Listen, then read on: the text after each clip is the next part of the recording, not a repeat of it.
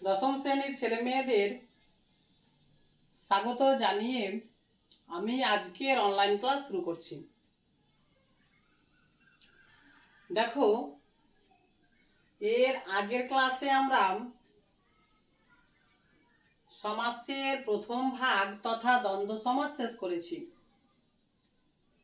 আজকে আমরা দ্বিতীয় নম্বর সমাস কর্মধারায় শুরু করব, অর্থাৎ দ্বিতীয় সমাসের নাম পেলাম কর্মধারয় সমাস। এই কর্মধারয় সমাস আজকে আমরা শুরু করব। দেখো, এখানে বোর্ডে আমি লিখে রেখেছি কর্মধারয় সমাস। কর্মধারয় সমাস আমরা কাকে বলবো বা কর্মধারয় সমাস কাকে বলে? যে সমাসের সমস্যমান পদগুলি বিশেষ্য এবং বিশেষণ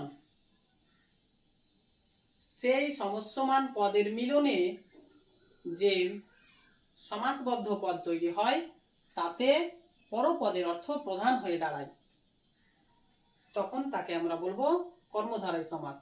দেখো, সংজ্ঞার ক্ষেত্রে কি বলল? সমস্যমান পদগুলি অর্থাৎ সমাস গঠনের যে পূর্বপদ পরপদ অর্থাৎ যাদের মিলনে সমাস তৈরি হচ্ছে সেই পদগুলি হচ্ছে কি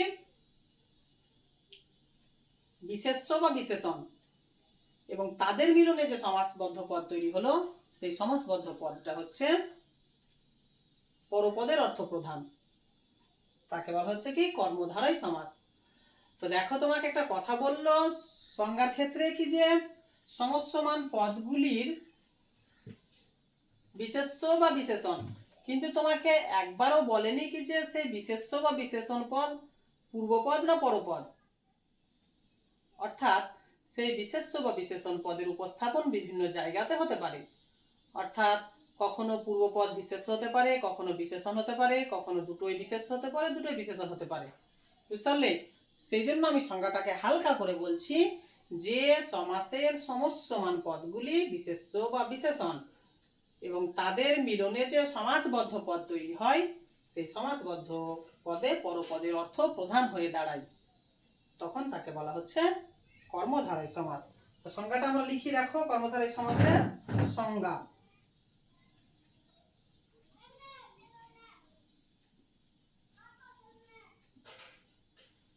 সংজ্ঞা কি বলছে দেখো, যে সমাসের সমস্যমান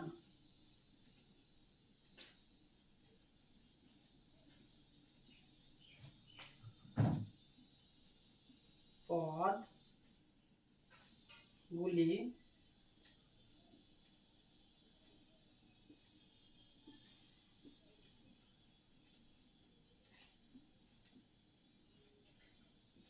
বিশেষণ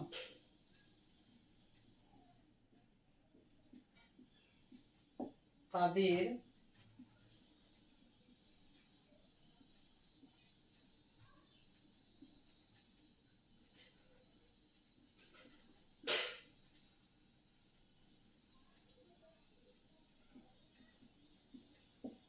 তৈরি হয়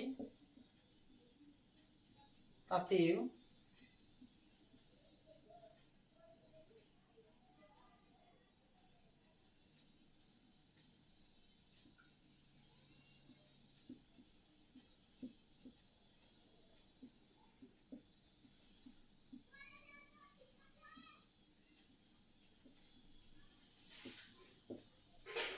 সমাস বলে।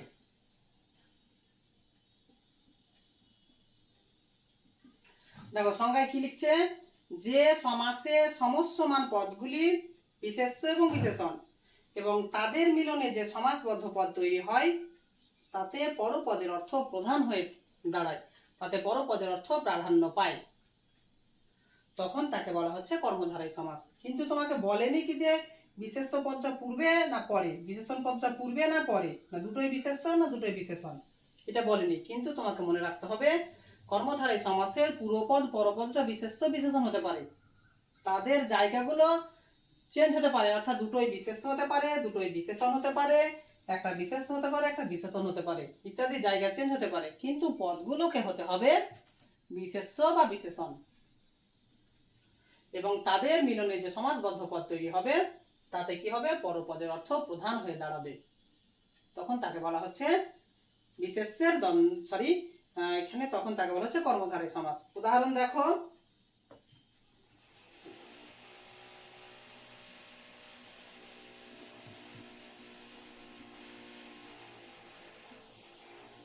উদাহরণ দেখো,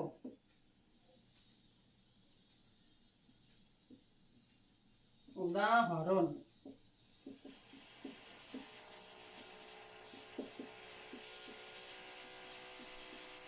যিনি ঠাকুর তিনি দেবতা, সমান সমান কি হবে, সমান সমান ঠাকুর দেবতা।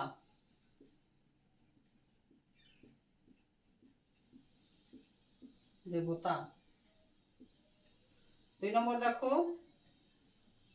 সু যে পুরুষ, সমান সমান সুপুরুষ। সুপুরুষ। তো দেখো দুটো উদাহরণ আমি বোর্ডে লিখেছি। যিনি ঠাকুর তিনি দেবতা, সমান সমান ঠাকুর দেবতা। তো ঠাকুর দেবতা দেখো সমসমান পদ হচ্ছে ঠাকুর আর দেবতা, পুরোপদ ঠাকুর পরপদ দেবতা। তাদের মিলনে যে সমাসবদ্ধ পদ তৈরি হয়েছে ঠাকুর দেবতা, তাতে দেখো দেবতার অর্থ প্রধান হয়েছে, দেবতার অর্থ প্রধান হয়ে দাঁড়িয়েছে। আর দুটোই দেখো বিশেষ্য, ঠাকুর বিশেষ্য, দেখো এখানে দেবতা বিশেষ্য, ঠাকুর বিশেষ্য, দেবতা বিশেষ্য, দুটো বিশেষ্য। তাদের মিলনে যে সমাসবদ্ধ পদ হয়েছে ঠাকুর দেবতা, তাতে দেবতার অর্থ প্রধান হয়ে দাঁড়িয়েছে। এই দেখো সু যে পুরুষ, তো পুরোপদ সু পরপদ পুরুষ, সমসমান পদ হচ্ছে সু আর পুরুষ। তো তাতে সমাসবদ্ধ পদ যেটা হচ্ছে সুপুরুষ, সুপুরুষে দেখো পুরুষের অর্থ প্রধান হয়েছে। পুরুষ হচ্ছে বিশেষ্য, সু হচ্ছে বিশেষণ। তো পূর্বপদটা বিশেষণ, পরপদটা বিশেষ্য। আর প্রথম সংজ্ঞাতে দুটোই বিশেষ্য। তাহলে তুমি পেয়ে গেলে কি যে এতে যে সমাসে সমসমান পদগুলি বিশেষ্য এবং বিশেষণ, কিন্তু ওর জায়গা ঠিক নাই কি যে কোনটা বিশেষ্য কোনটা বিশেষণ। মানে কখনো দুটোই বিশেষ হতে পারে, কখন দুটোই বিশেষণ হতে পারে, কখন একটা বিশেষ্য একটা বিশেষণ হতে পারে। তো এ ছিল আমাদের কর্মধারী সমাস এর উদাহরণ। এবার চলে এসো শ্রেণী বিভাগ। তার আগে চলো এখানে বৈশিষ্ট্য দেখো, বৈশিষ্ট্য।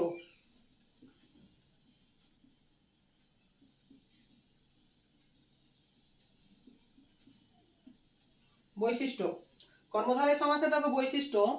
তো সংজ্ঞার উপর নির্ভর করে কর্মধারী সমাসের আমরা দুটো বৈশিষ্ট্য দেখতে পেলাম। এক হচ্ছে দেখো, এই সমাসে পরপদের অর্থ প্রাধান্য পায়।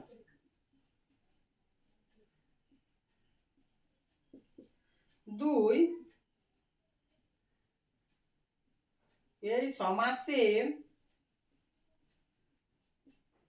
সমস্যমান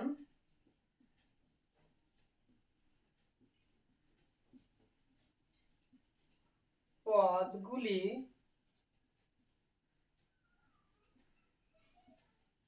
বিশেষ্য বা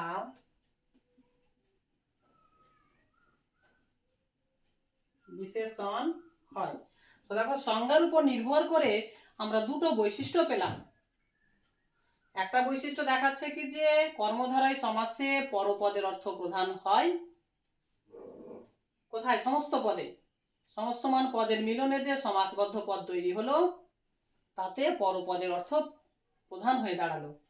আর 2, এই সমাসের সমস্যমান পদগুলি যাদের মিলনে সমাস গঠিত হচ্ছে সেই পদগুলি বিশেষ্য বা বিশেষণ থাকতে হচ্ছে, মানে বিশেষ্য এবং বিশেষণ হচ্ছে। এই দুটো প্রধান বৈশিষ্ট্য আমরা কর্মধারী সমাসের পাচ্ছি বা পেলাম। এবার চলে এসো শ্রেণী বিভাগ।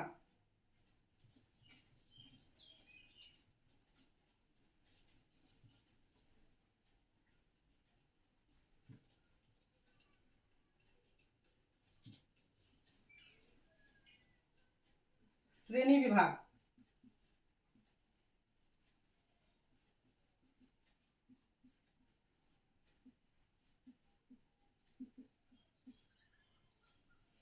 দেখো, আধুনিক কালের ভাষাবিদরা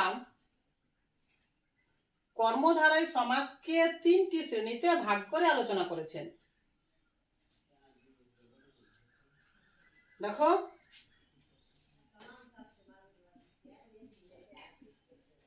আধুনিক কালের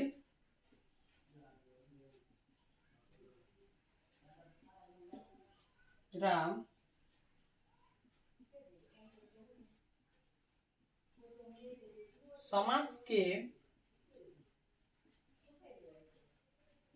3টি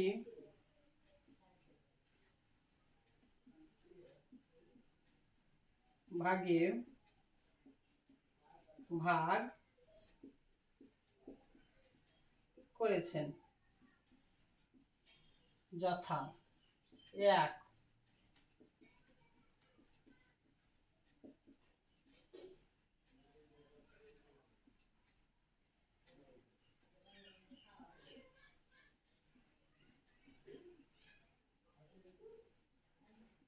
মধ্যপদ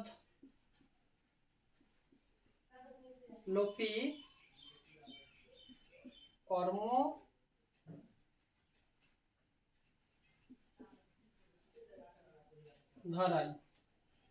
3 হচ্ছে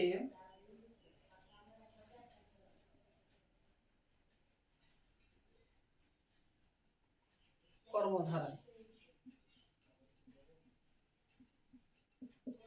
দেখো, আধুনিক কালের ভাষাবিদরা কর্মধারায় সমাসকে 3টি ভাগে ভাগ করে আলোচনা করছেন। 1 হচ্ছে সাধারণ কর্মধারায়, 2 হচ্ছে মধ্যপদলোপী কর্মধারায়, 3 হচ্ছে তুলনামূলক কর্মধারায়। তবে যদি বলো 5 ভাগে ভাগ করা হয়েছে তবুও রাইট। কেন? তুলনামূলক কর্মধারায় সমাসের 3টি ভাগ রয়েছে, উপমিত কর্মধারায়, উপমান কর্মধারায় আর রূপক কর্মধারায়। এই 3টি ভাগ আর উপরে 2টি ভাগ, টোটাল হচ্ছে 5টি ভাগ। 5টি ভাগ বললেও রাইট, 3টি ভাগ বললেও রাইট। তো তোমরা 3টি ভাগ লিখবে, অর্থাৎ অপশনের মধ্যে যদি 3টি থাকে তো 3টি লিখবে, 5টি থাকে তো 5টি লিখবে। আর এসে কেউ যদি পড়ে তবে তোমরা 3টি 5টি যাই লিখতে পারো। তাহলে আধুনিক কালের ভাষাবিদরা কর্মধারায় সমাসকে 3টি ভাগে ভাগ করে আলোচনা করেছেন। এবার চলে এসো প্রথম ভাগটা নিয়ে আমরা আলোচনা করি।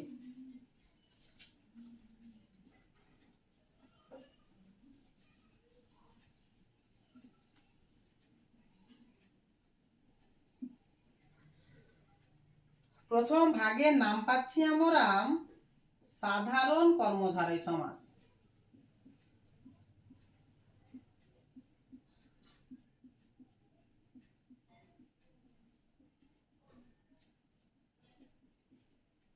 সমাস প্রথম ভাগের নাম কি পেলাম? সাধারণ কর্মধারায় সমাস। কর্মধারায় সমাসের যে সংজ্ঞাটা পড়লাম সেই একই সংজ্ঞা হচ্ছে সাধারণ কর্মধারায় সমাস। তাহলে সাধারণ কর্মধারায় সমাসের সংজ্ঞা কি হবে? যে কর্মধারায় সমাসের সমস্যমান পদগুলি বিশেষ্য এবং বিশেষণ তাদের মিলনে যে সমাসবদ্ধ পদ তৈরি হয় তাতে পরপদের অর্থ প্রধান হয়ে দাঁড়ায়, তখন তাকে বলা হচ্ছে সাধারণ কর্মধারায় সমাস। একটা শব্দ শুধু চেঞ্জ হলো। আমি যখন কর্মধারায় সমাসটা বলছিলাম তখন আমি বলেছিলাম যে সমাসের, আর যখন সাধারণ কর্মধারায় সমাসের সংজ্ঞা লিখছি আমি তখন কি বললাম? যে কর্মধারায় সমাসের। বুঝতে পারলে? যে কর্মধারায় সমাসের সমস্যমান পদগুলি অর্থাৎ পূর্বপদ এবং পরপদ বিশেষ্য বা বিশেষণ হয়, এই সমস্যমান পদের মিলনে যে সমাসবদ্ধ পদ তৈরি হয় তাতে পরপদের অর্থ প্রাধান্য পায়, তখন তাকে বলা হচ্ছে কি সাধারণ কর্মধারায় সমাস। এই ছিল আমাদের সাধারণ কর্মধারায় সমাস। যেহেতু কর্মধারায় সমাসের সংজ্ঞা আর সাধারণ কর্মধারায় সমাসের সংজ্ঞা একই, সেই জন্য সংজ্ঞাটা আমি লিখছি না, তোমরা সেটা বুঝে নাও। এবার চলে এসো সাধারণ কর্মধারায় সমাসের শ্রেণীবিভাগ। অর্থাৎ সাধারণ কর্মধারায় সমাসের শ্রেণীবিভাগটা কেন বললো? এই যে বলছে কি যে সমস্যমান পদে কখনো বিশেষ দুটোই বিশেষ্য, কখনো দুটোই বিশেষণ, কখনো একটা পূর্বটা বিশেষ্য পরেরটা বিশেষণ, কখনো পরেরটা বিশেষণ পূর্বেরটা বিশেষ্য ইত্যাদি যে তার উপর নির্ভর করে সাধারণ কর্মধারী সমাসকে 4টি ভাগে ভাগ করা হয়েছে। এক হচ্ছে দেখো উভয় পদ বিশেষ্যের কর্মধারায়, বুঝতে পারলে তো, উভয় পদ বিশেষ্যের কর্মধারায় দেখাচ্ছি। তাহলে দেখো 1 নম্বর উভয় পদ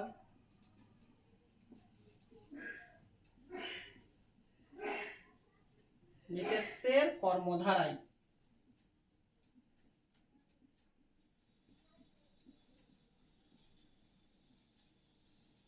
উভয় পদ বিশেষ্যের কর্মধারায়, তো সংজ্ঞাটা কি হবে? যে কর্মধারায় সমাসের সমস্যমান পদগুলি উভয়ই বিশেষ্য, মানে পূর্বটাও বিশেষ্য আর পরেরটাও বিশেষ্য, এবং তাদের মিলনে যে সমাসবদ্ধ পদ তৈরি হয় তাতে পরপদের অর্থ প্রাধান্য পায়, তখন তাকে বলা হচ্ছে উভয় পদ বিশেষ্যের কর্মধারায়। উদাহরণ দেখো, যেমন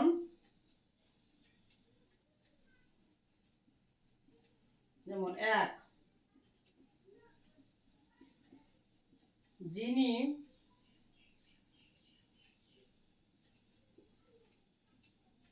ঠাকুর তিনি দেবতা। ঠাকুর দেবতা। 2 নম্বর,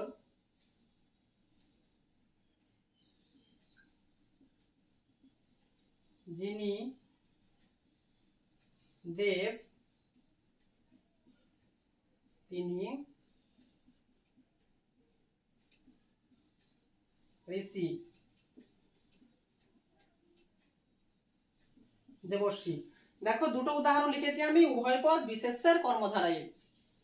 উভয় পদ বিশেষ্যের কর্মধারায় বারবার বলি তোমাকে পূর্বপদ পরপদ দুটোই বিশেষ্য হতে হবে, তাহলে উভয় পদ বিশেষ্যের কর্মধারা হয়ে গেল। বাদ বাকি কর্মধারী সমাসের বৈশিষ্ট্য। তো দেখো পূর্বপদ ঠাকুর বিশেষ্য, পরপদ দেবতা বিশেষ্য। আর ঠাকুর আর দেবতা এটা কি? এটা হচ্ছে সমস্যমান পদ, আর যিনি আর তিনি হচ্ছে সমস্যমান সহায়ক পদ বা সাপেক্ষ সর্বনাম। তো দেখো ঠাকুর আর দেবতার মিশ্রণে তৈরি হয়েছে ঠাকুর দেবতা। এই ঠাকুর দেবতাতে দেবতার অর্থ প্রাধান্য পেয়েছে। যিনি দেব তিনি ঋষি সমান সমান দেবর্ষী। সে দেবর্ষীতে দেখো দেব বিশেষ্য ঋষিও বিশেষ্য। দেব আর ঋষি হচ্ছে সমস্যমান সহায়ক পদ। এই সমস্যমান সহায়ক পদের মিলনে যে সমাসবদ্ধ পদ তৈরি হয়েছে দেবর্ষী, তাতে ঋষির অর্থ প্রাধান্য পেয়েছে। এ ছিল আমাদের উভয় পদ বিশেষ্যের কর্মধারায়। এবার চলে এসো উভয় পদ বিশেষণের কর্মধারায়।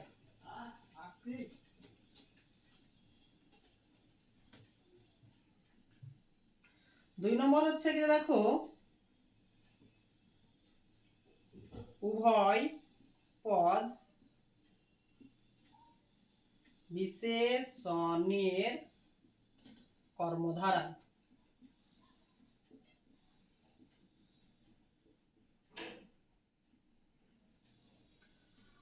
এখানে সংজ্ঞাটা কি হবে? যে কর্মধারায় সমাসের পূর্বপদ পরপদ উভয় হচ্ছে বিশেষণ পদ।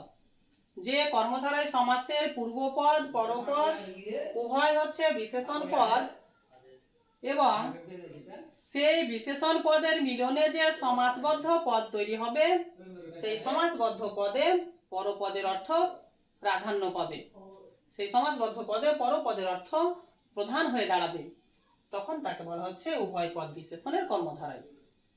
মানে সংজ্ঞাটা সম্পূর্ণ তোমার কর্মধারায়, শুধু পদগুলো চেঞ্জ হচ্ছে। দেখো আমরা যখন উভয় পদ বিশেষ্যের কর্মধারায় পড়লাম ওখানে দুটোই পদে বিশেষ্য দেখলাম, এখানে দুটোই পদই বিশেষণ হতে হবে, বাদ বাকি হচ্ছে কি যে কর্মধারায় সমাসের সূত্র। তো দেখো এখানে যেমন এক, কাঁচা যে কলা সমান কাঁচ কলা। তাহলে দেখো কাঁচা যে কলা সমান সমান হচ্ছে কাঁচকলা। বুঝতে পারলে তো? আর একটা উদাহরণ দেখে দিই। শ্বেত যে পদ্ম,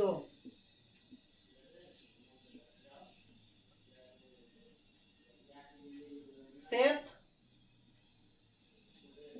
পদ্ম। বুঝতে পারলে?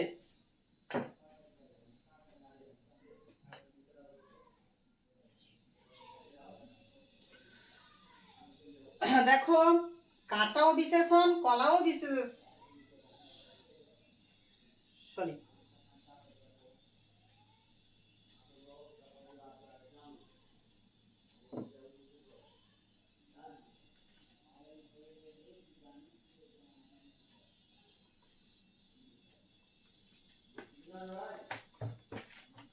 প্রথম উদাহরণটা একটু গন্ডগোল মনে হচ্ছে। দেখো,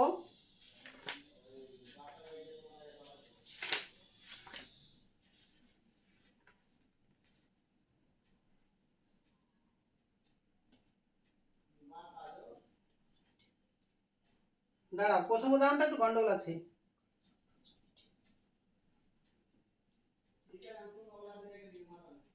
উদাহরণগুলো হবে কাঁচা অথচ অথচ মিঠে, এটা হবে ঠিক। সমান হচ্ছে কাঁচা মিঠে। মিঠে। দুই একটা উদাহরণ দেখো। দুইয়ের উদাহরণ, পণ্ডিত অথচ মূর্খ। মূর্খ। দেখো, এগুলো হচ্ছে উভয় পদ বিশেষণের কর্মধারায়। আগের উদাহরণগুলো ঠিক ছিল না, এবার উদাহরণগুলো ঠিক আছে। দেখো, কাঁচা অথচ মিঠে সমান হচ্ছে কাঁচা মিঠে। কাঁচাও বিশেষণ, মিঠেও বিশেষণ যে তৈরি হচ্ছে কাঁচা মিঠে। কাঁচা মিঠেতে মিঠের অর্থ প্রাধান্য পেয়েছে। পণ্ডিত অথচ মূর্খ সমান পণ্ডিত মূর্খ। তো দেখো, পণ্ডিত মূর্খতে পণ্ডিত বিশেষণ পদ, মূর্খ বিশেষণ পদ। পণ্ডিত মূর্খ একত্রিত হয়ে যে তৈরি হয়েছে পণ্ডিত মূর্খ, তাতে দেখো মূর্খের অর্থ প্রাধান্য পেয়েছে। পরপদ মূর্খের অর্থ প্রাধান্য পেয়েছে। তো এই সংজ্ঞাটা কি বলেছিলাম আমি? যে কর্মধারয় সমাসে উভয় পদই বিশেষণ, তাদের মিলনে যে সমাসবদ্ধ পদ তৈরি হয়, তাতে পরপদের অর্থ প্রাধান্য পায়। এই দুটো উদাহরণে আমরা দেখতে পাচ্ছি কি যে এটা হচ্ছে উভয় পদ বিশেষণের কর্মধারায়। দেখো, উভয় পদ বিশেষণের কর্মধারায়, অর্থাৎ দুটো পদই বিশেষণ হয়েছে এখানে। এ ছিল আমাদের উভয় পদ বিশেষণের কর্মধারায়।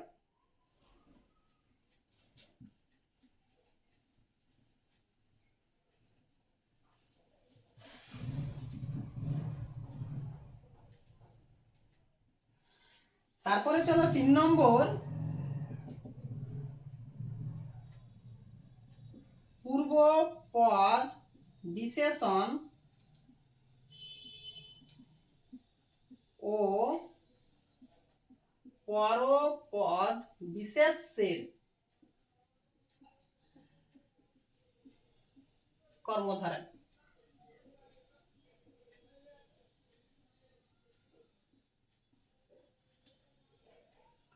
পূর্বপদ বিশেষণ এবং পরপদ বিশেষের কর্মধারায় কাকে বলছে? দেখো, তাহলে এখানে কি থাকবে? যে কর্মধারায় সমাসের পূর্বের পদটি হবে বিশেষণ, মানে সমস্যমান পদের প্রথমটি হবে বিশেষণ আর পরেরটি হবে বিশেষ্য, তাদের মিলনে যে সমাসবদ্ধ পদ তৈরি হবে, তাতে পরপদ বিশেষ্যের অর্থই প্রাধান্য পাবে। তখন তাকে বলা হবে পূর্বপদ বিশেষণ এবং পরপদ বিশেষ্যের কর্মধারায়। উদাহরণ দেখো, তাহলে বুঝতে হবে। সু যে পুরুষ সমান সমান সুপুরুষ। সুপুরুষ। 2 নম্বর উদাহরণ দেখো,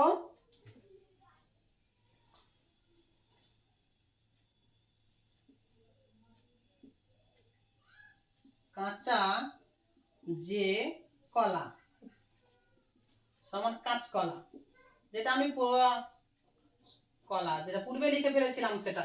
দেখো এখানে আমরা কি নিয়ে আলোচনা করছি? পূর্বপদ বিশেষণ আর পরপদ বিশেষ্যের কর্মধারায় নিয়ে আলোচনা করছি। তো দেখো মিলিয়ে নাও। সু, সু মানে ভালো, সু মানে ভালো, এটা হচ্ছে আমাদের বিশেষণ, পুরুষ হচ্ছে বিশেষ্য। আর দেখো আমাদের সংজ্ঞাতে কি বলা হয়েছে? পূর্বপদ বিশেষণ, পরপদ বিশেষ্য এবং সমস্ত পদে পরপদের অর্থ। তো সু যে পুরুষ সমান সুপুরুষ, সুপুরুষে দেখো পুরুষের অর্থ প্রাধান্য পেয়েছে। কাঁচা বিশেষণ, কলা বিশেষ্য, কাঁচা বিশেষণ কলা বিশেষ্য, তাদের মিলনে যে সমাসবদ্ধ পদ তৈরি হলো তাতে দেখো কলার অর্থ প্রাধান্য পেল। এ হচ্ছিল আমাদের দেখো পূর্বপদ বিশেষণ পরপদ বিশেষ্যের কর্মধারায়।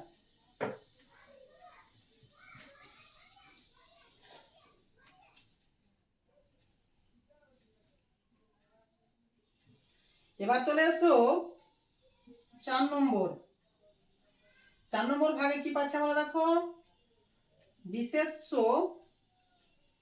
পূর্বপদ বিশেষ্য ও পর বিশেষণ কর্মধারায়।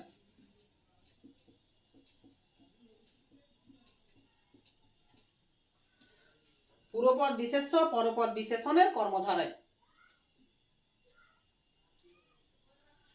তো এখানে সংজ্ঞাটা কি হবে? যে কর্মধারায় সমাসের পূর্বের পদটি হবে বিশেষ্য, পরের পদটি হবে বিশেষণ, তাদের মিলনে যে সমাসবদ্ধ পদ তৈরি হবে সেই সমাসবদ্ধ পদে পরপদ বিশেষণের অর্থ প্রাধান্য পাবে, মানে পরপদের অর্থ প্রাধান্য পাবে, তখন তাকে বলা হবে পূর্বপদ বিশেষ্য পরপদের বিশেষণের কর্মধারায়।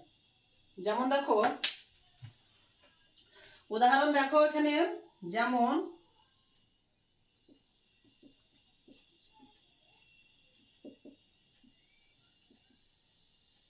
উত্তম যে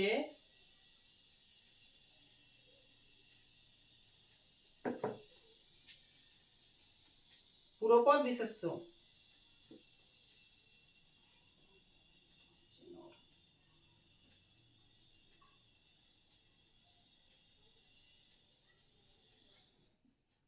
নর যে উত্তম, নরোত্তম। দেখো এখানে পূর্বপদ বিশেষ্য নর, নাম, উত্তম মানে ভালো, বুঝতে পারলে তো? যে তৈরি হচ্ছে নরোত্তম, নরোত্তমে দেখো উত্তমের অর্থ প্রাধান্য পেয়েছে। এ হচ্ছে আমাদের পূর্বপদ বিশেষ্য পরপদ বিশেষণের কর্মধারায়। এ ছিল আমাদের কর্মধারায় সমাসের সেই ভাগগুলো।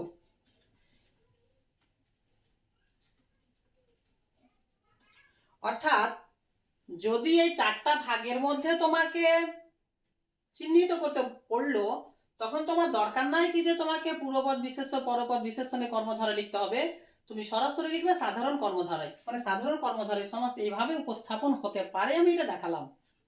মানে সংজ্ঞার ক্ষেত্রে যখন বলা হলো কি যে যে সমাসের সমস্যমান পদগুলি হচ্ছে বিশেষ্য এবং বিশেষণ, তো সেই বিশেষ্য এবং বিশেষণ কিভাবে থাকতে পারে সেটা 4টা পর্যায়ে দেখালাম। কিন্তু তোমাকে চিহ্নিত করার সময় দেখাতে হবে না কি যে এটা উভয় পদই বিশেষণের কর্মধারায়, তখন তুমি কি লিখবে? সরাসরি লিখবে সাধারণ কর্মধারায়। এই যে 4টা ভাগ নিয়ে যে আলোচনা করলাম আমি এতক্ষণ ধরে, এখানে তুমি লিখবে সাধারণ কর্মধারায়। এই 4টা ভাগের নাম তোমাকে দিতে হবে না, তুমি সরাসরি লিখবে সাধারণ কর্মধারায়, বুঝলে? এভাবে লিখবে।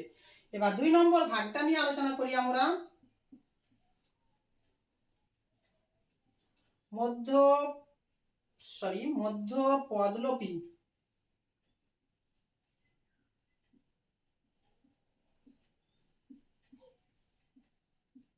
কর্মধারায়।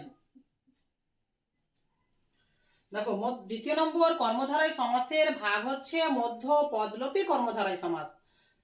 তো মধ্য পদলোপী কর্মধারায় সমাস আমরা কাকে বলবো? দেখো কাকে বলে? যে কর্মধারায় সমাসের ব্যাসবাক্যের, ব্যাসবাক্য তো আমরা চিনি, সমস্ত পদকে ভেঙে যে বাক্য বা বাক্যাংশ পাওয়া যায়, সেই ব্যাস বাক্যের মধ্যের পদ সমস্ত পদে বিলুপ্ত হয়ে যায়, সমস্ত পদে হারিয়ে যায়, তখন তাকে বলা হয় মধ্যপদলোপী কর্মধারয় সমাস। তো সংজ্ঞাটা লিখে নিই আমি, দেখো লিখো, যে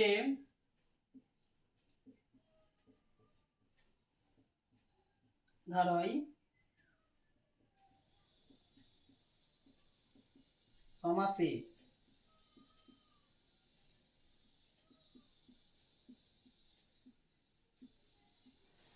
এর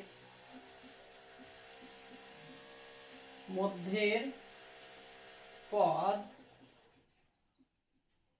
সমস্ত পদে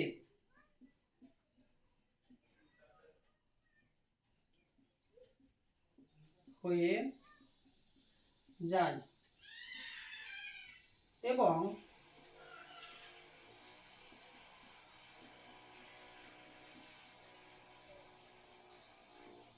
পদে পর পদের অর্থ প্রাধান্য পায়, তখন তাকে মধ্য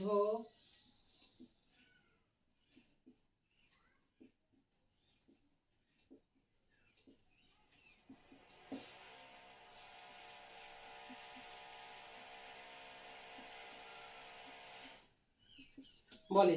তো কি বললাম, যে কর্মধারয় সমাসের কি হচ্ছে, ব্যাস বাক্যের মধ্যস্থ পদটি সমস্ত পদে বিলুপ্ত হয়ে যায়, বিলুপ্ত হয়ে গিয়ে পরপদের অর্থ আবার প্রাধান্য পাচ্ছে, সমস্ত পদে পরপদের অর্থ প্রাধান্য পাচ্ছে, তখন তাকে বলা হচ্ছে মধ্যপদলোপী কর্মধারয় সমাস। তো দেখো উদাহরণ দেখলে বুঝতে পারবে তোমরা, উদাহরণটা দিই। 1 নম্বর উদাহরণ, সিংহ চিহ্নিত আসন সমান সমান কি পেলাম,